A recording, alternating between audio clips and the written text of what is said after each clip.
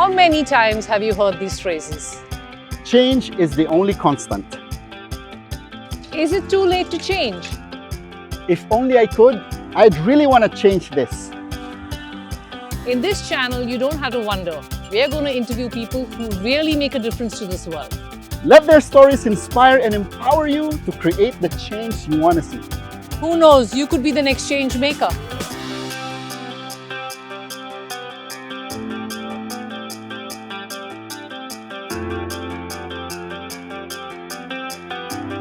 Welcome to the Change Makers. Hi, this is Sakala, And I'm Leo, and welcome to the the Change Makers. If I was to take a dictionary book and describe today's guests, I would run out of words. But let me try. Mentor, teacher, friend, agony aunt, glass ceiling breaker. Agony aunt. I like that. I like Yeah. that. Glass ceiling breaker, grandmother, fashion diva, fashion icon, and of course, biggest collection of shoes in the world after Imelda Marcos. After Imelda I Marcos. give you Sandra Bell Wilkins, my friend of 23 years. Hi, Sandy. Welcome to the show. Thank you so much for having me. It's my pleasure to be here. Thank you so much. And can you just briefly tell us about yourself? Well, I'm a small town girl that came from a little town in Bristol, Virginia / Tennessee. And my grandmother was someone who made and created just about everything that we used or wore in our household. And that's when I developed this love of clothing. And so I started sewing probably at 5. Wow. And we had treadle sewing machines. Yes. So Yes, my yes, I remember grandfather, those, yeah. my legs were too short to reach the treadle, so he made a little box for my feet to sit on. And by the time I was 9 years old, I was making clothes for everybody. Oh, wow. For other people in the community and everything. So I knew that fashion is what I wanted to do. I have to say that my parents did not agree with that. They were like, no, we don't want you to do that. And so they wanted me to pursue music. And I won a few competitions and essentially went to university on a music scholarship. Oh, wow. But I opted to go into fashion instead without even telling my parents because you didn't have to. Follow your passion, yeah. Ah, boy, that was very difficult. It was difficult. But, they finally accepted the fact that that's what I wanted to do. And it was, I think it was destined to be. That's where my interest and my talent, did lie at the time. I graduated from Virginia Commonwealth University, the same university that I've worked for 41 years. I did my undergraduate as well as graduate work at VCU. Okay. And in 1997, the dean, I went to work there in 1978 as a faculty member, which was also pretty unheard of. But they asked me to come, and I applied, and I got the job.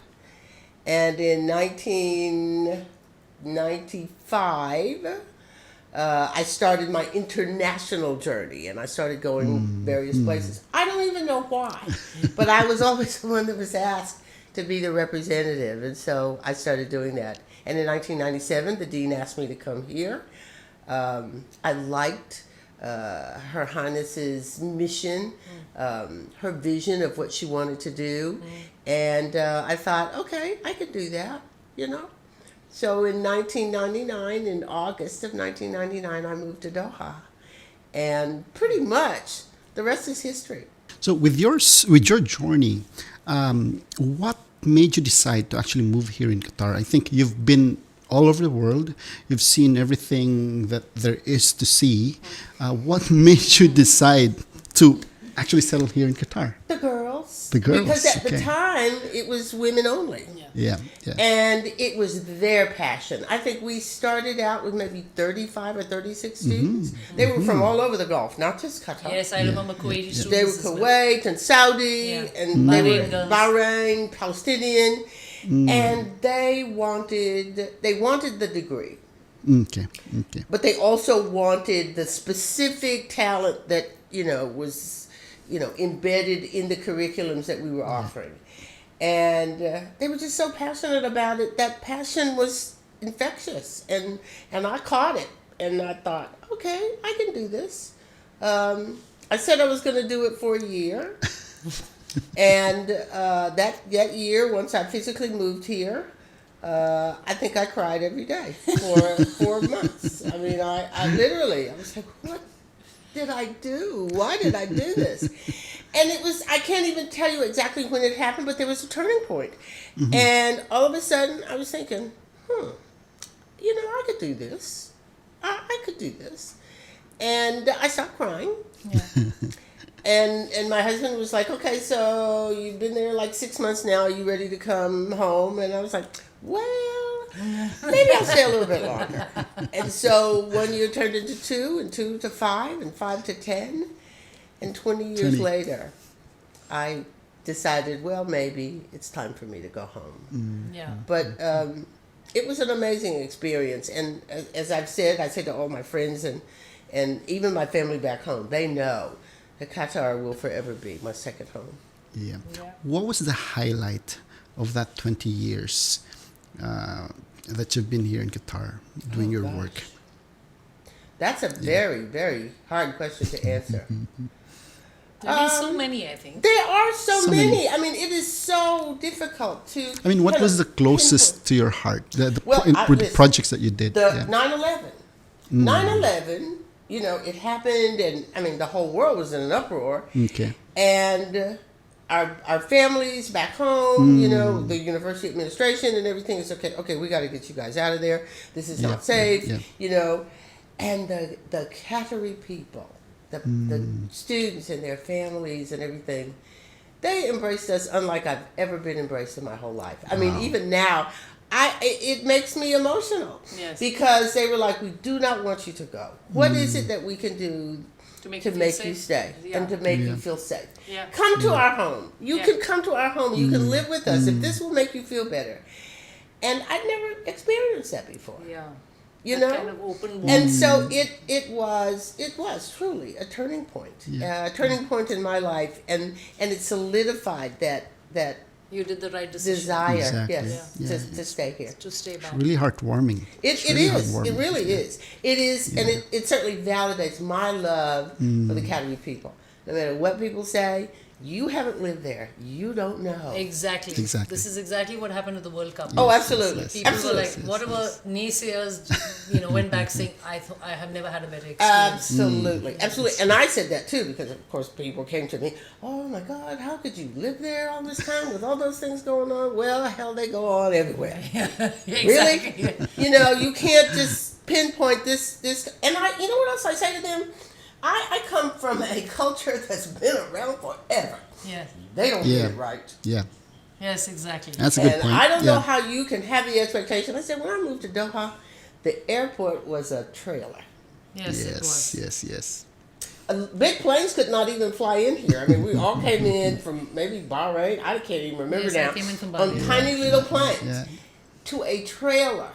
And now Doha has the biggest, Airport. most sophisticated airport in the world. Yes, yeah. 3 years running now, I think, or more than 5 years running now. It's the best airport in the Yeah. world. So Yeah. we're talking 25, within 25 years, this country has done things that I don't know any other country is capable do of Is this. doing. capable of doing it. Absolutely. Totally agree. Yeah. Yeah. So, I know that you have done a lot of, you've been here 20 years, Yes. and you have worked with a myriad of designers from all over. But what are the collaborations that you've done with so many designers? Oh gosh. Well, that is, and most of them here in Doha. I will Yeah. say that we work with designers in the U.S., but it wasn't the real top level designers that we actually had an opportunity to collaborate with when I came to Doha. Emmanuel Ngara, Yes, Carla Fendi, Yes. Stefan Roland, yes. I remember that. Loren Scott. Yes. The lady who designed. Oh, Isabel Toledo. Isabel. Gosh, the Toledo. Toledos were like, they became part of our family. Family. Wow. They came and they did Tasmine first, and that's when I met them. And we got on so well that when I would go back to the United States, I would always go to New York and spend time with them. And when I asked her to come to do things with our students, she would come. She was one of our commencement speakers. I mean, just an amazing couple. Yes. Um, And then I mean, she did Michelle Obama's. She inaugural. did Michelle Obama's inaugural outfit, which was unbelievable. Yeah. But she was such a wonderful and gracious individual. Unfortunately, Isabel is gone from us. But she was certainly one of those people that I hold in extremely high regard. Yeah. Yeah. What does it add to you as a mentor and as a designer, working with such great people like these? How do you, pass that along with your future students? Well, everybody has a story.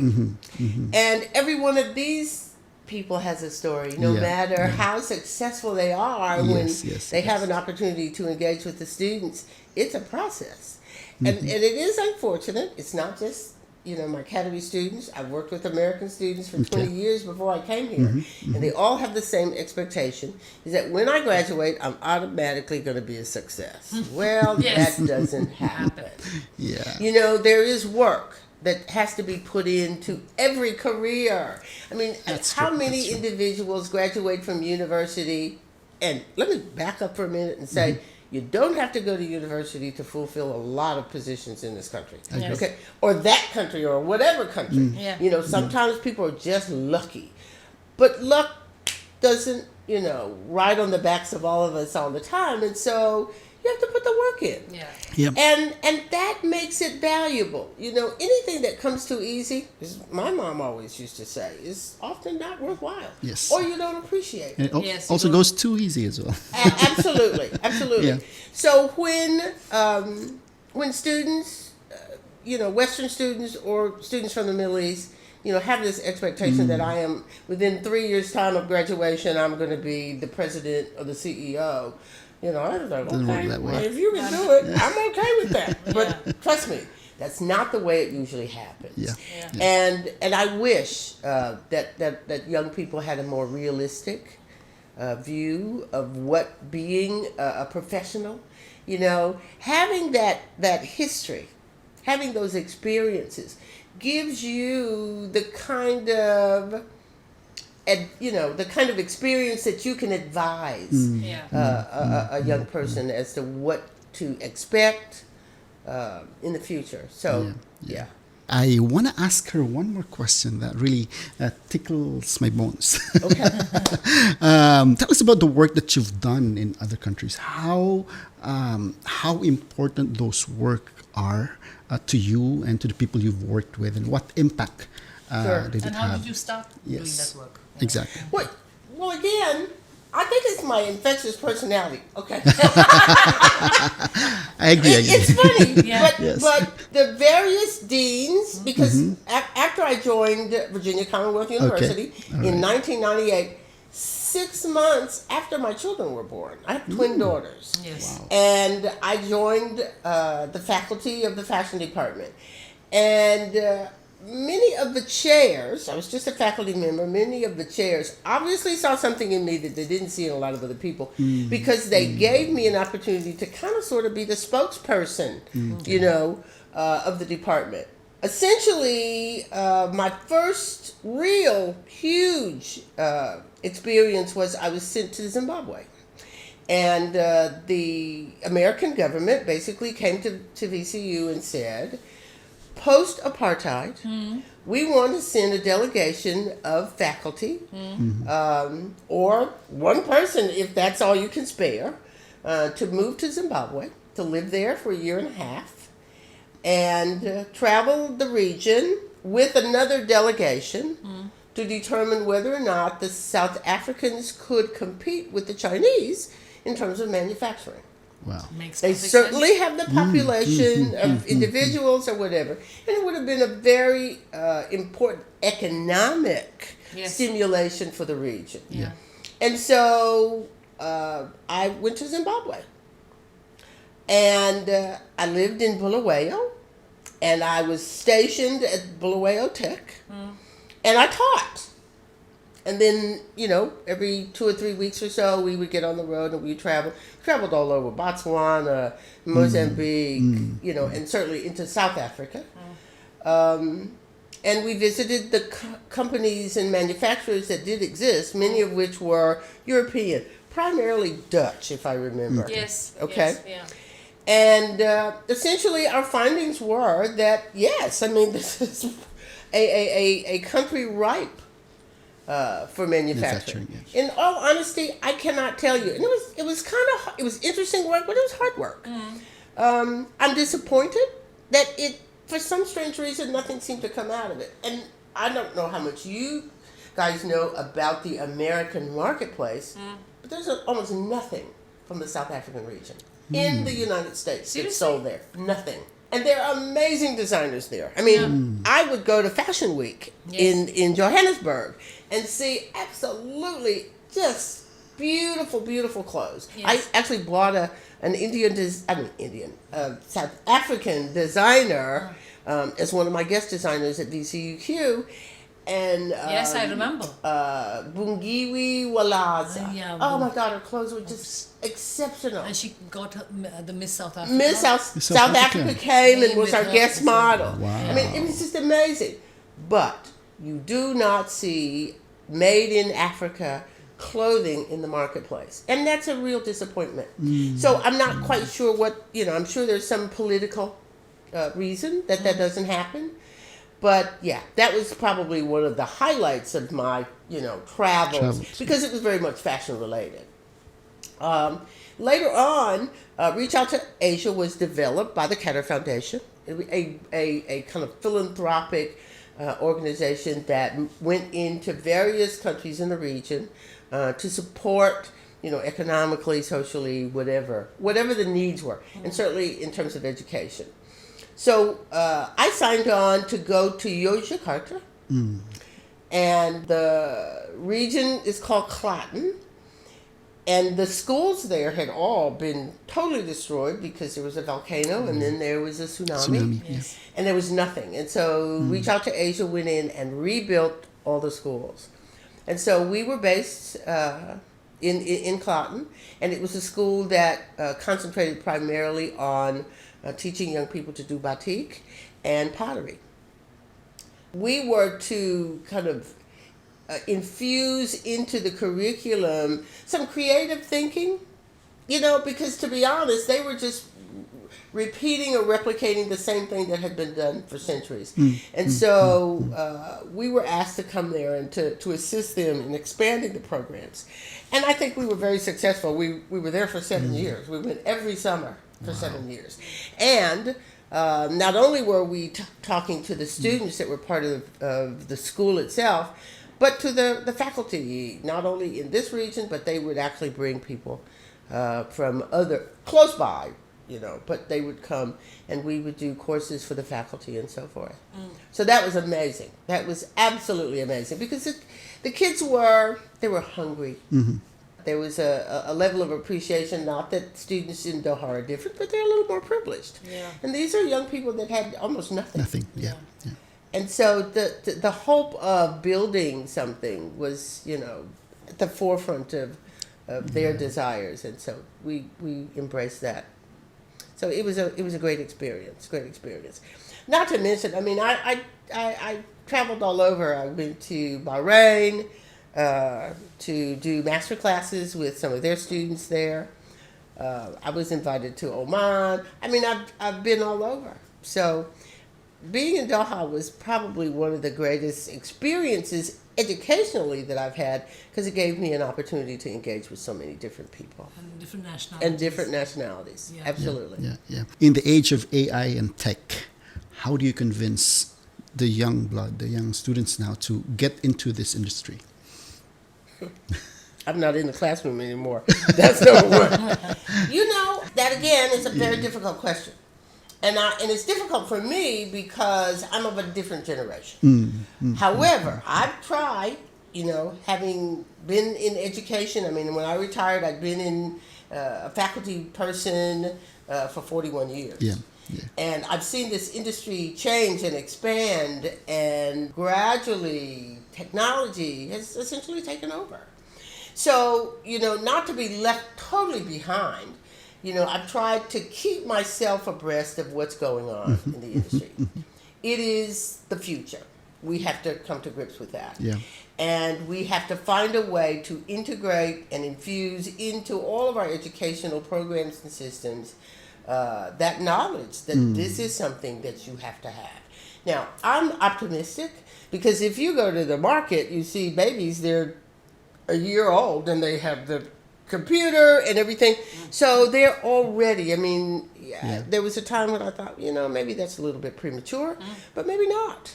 I mean, it's an integral part of what we do, and it certainly is going to be an integral part of the industry. The metaverse, I mean, that intrigues me. And so I'm reading as much as I can about it, and I realize, again, this is the future. And it may accelerate our communication. It may make manufacturing 10 times easier. Yeah. And we talk about a little bit about sustainability. It may be the tool that helps us to understand exactly what sustainability really means, because I don't think we do. And maybe it blurs borders as well. And it blurs, absolutely. Yeah. I do think the interconnection of culture will be right there at our fingertips, and that's exciting. That's exciting. Okay. I know that you're working on a huge project, which is why we have been really lucky to have you here. Tell us a little more about what you're working on, Qatar America. I was asked, once I moved back to the United States, someone reached out to me. I can't even tell you who. We were told that you, as an artist, have created this line of covers that is kind of a combination of cultures. And I called them kibayats. And so it's kind of a kimono, abaya, thobe, all of those things kind of wrapped into one. And they're always reversible, and they tell a story. And so I, created maybe 20 of them or so, and they heard about them, and they asked me if I would come to Washington to show them, and so I did. And I engaged in conversation with many of the people who were part of the board and part of the staff of the Qatar America Institute of Culture. And a few months afterwards, they called me and said, "We'd like for you to be a part of our board." They were looking for Americans who had lived in the culture and understood Qatar. Yes. Yeah. So that's part of the reason why I'm part of this organization, which I absolutely love.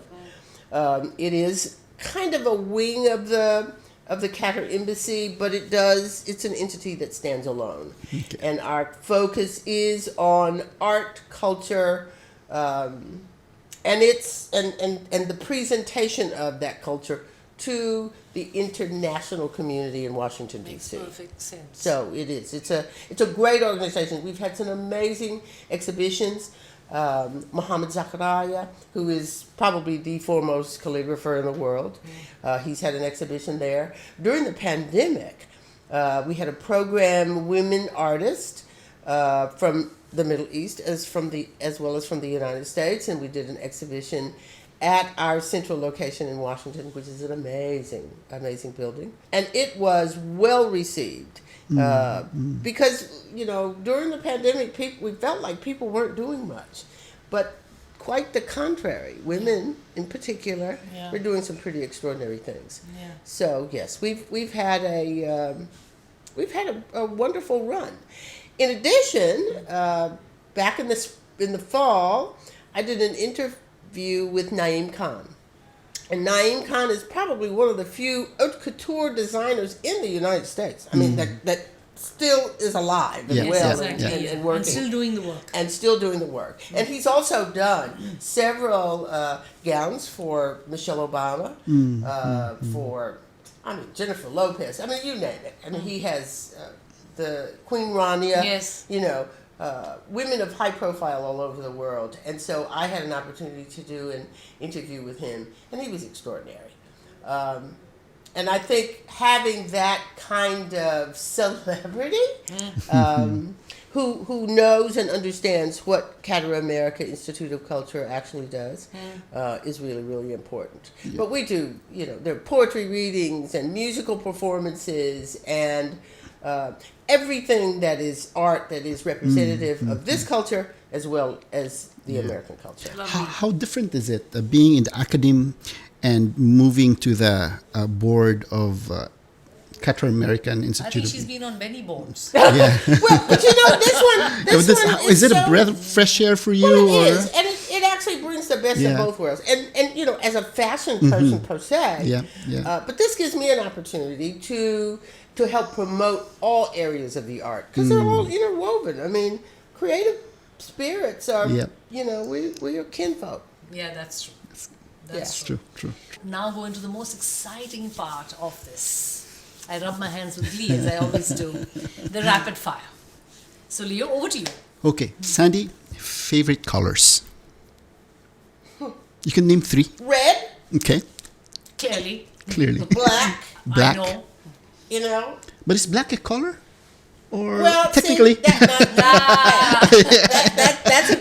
that's a paragraph. Okay, Or maybe okay, an okay. essay. Black and white and, Black and and red. Yeah. I think are it. Yes. It's good. Yes, I know. Fashion capital of the world, according to you. Ooh, that one's difficult. And it changes from season to season. I was going to say that. Depending on people will be very upset with me if I don't say the United States, but I will say that probably Italian fashion for me is probably the most progressive now. Oh, okay. Good. Yeah, now. Yeah. Now, So now. Milan. Yes, Milan. Milan, Yes. Milan. Wow, Yeah, okay. I told you it's Milan. When we were preparing all these questions, I could probably know what the answer will be on this. Yeah. Yeah. But yeah. Next question is Middle Eastern style icon. Oh, jeez. Yeah. Oh, wow. Style icon. I would say Sheikha Moza. Sheikha Moza. Because she is probably one of the world's best dressed women. I mean, Yes, and yes, there's yes. Couldn't there's agree more, yeah. a Middle Eastern lilt to it, but it's also very international. One of my friends described her very well. They said she wears the clothes don't wear her. Absolutely. Oh, she's got an extremely discerning eye, aesthetically. And she knows, listen, you have to know what works for you. And Yeah. there are designers that I adore. I wouldn't wear their clothes if they gave me $1 million to put them on because they don't work for me. I mean, I like what they do, I like the aesthetics of it, but that's the extent of it. Yeah. Yeah. If you were going out, what would you prefer? A bar suit or a dress? I'd probably wear a suit. Yeah. I like the tailored. I'm not a girly girl. I don't like bows and ruffles and there are certainly exceptions to that rule. But I would probably wear a suit. Okay. Now, This one is a very touchy question. Yeah, it's a by touchy the way. question. So he has to ask this. Because Okay. I get very touchy about this. Yeah. Okay. Is the style inborn? Although technically we're born with no clothes, or is it learned? Wow. So I was always told that I have no style, so that's why. God, that's not And I've true. never learned to talk. That's not true. Well, you know what? I do think you can learn. You can learn. You can learn. No question. You definitely can. There is a difference, though. Okay. People who are born with that sense of style, they can put on a t-shirt and flip-flops and still do it right. Yes. When you learn it, there are certainly things that you kind of tick the box. You have to do the checklist Yeah. before you step out. But yeah, I think you can learn it. No question. How do you think fashion can change the world? I don't know. I'll be honest with you. I don't know. I mean, that's a really tough question. One of the things about it is it is very much democratic. Yes. You do have a choice Oh, that's a lovely answer. in that respect or in that regard. I think if we looked at other areas of life and whatever in the same way we look at fashion, it could certainly bring about change. Yeah. That's a lovely answer, though. Lovely answer. Yeah. Democratic. Yeah. Now let me get to the juice of the whole series, Yeah. of this change maker series that we're doing. We always ask all our guests this one question: how do you want to change the world? Oh gosh. I want to encourage Okay. and charge not just my friends and my family, Mm-hmm. but my students and my former students or whatever, that it is important to be your authentic self. There's no thought that goes into it. You just be who you are. Yeah. No pretense, no nothing. And I think if we all aspired to do that, I truly believe that the world would be a better place. Just authentic. Yeah.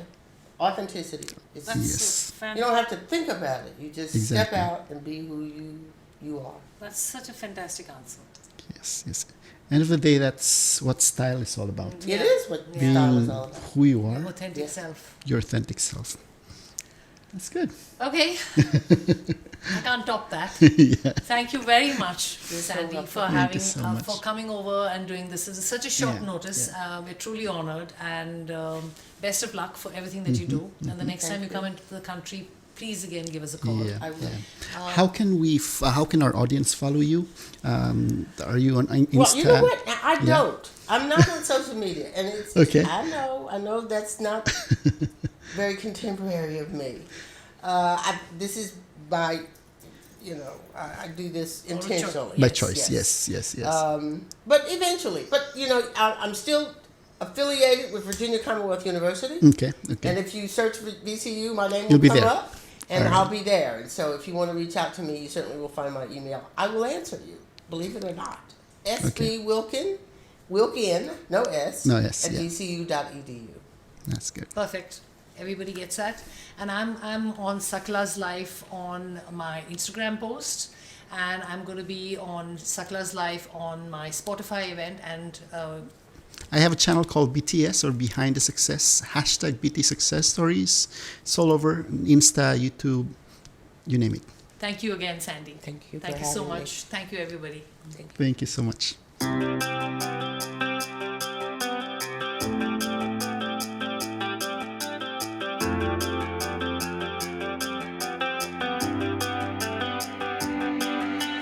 Welcome to the Change Makers.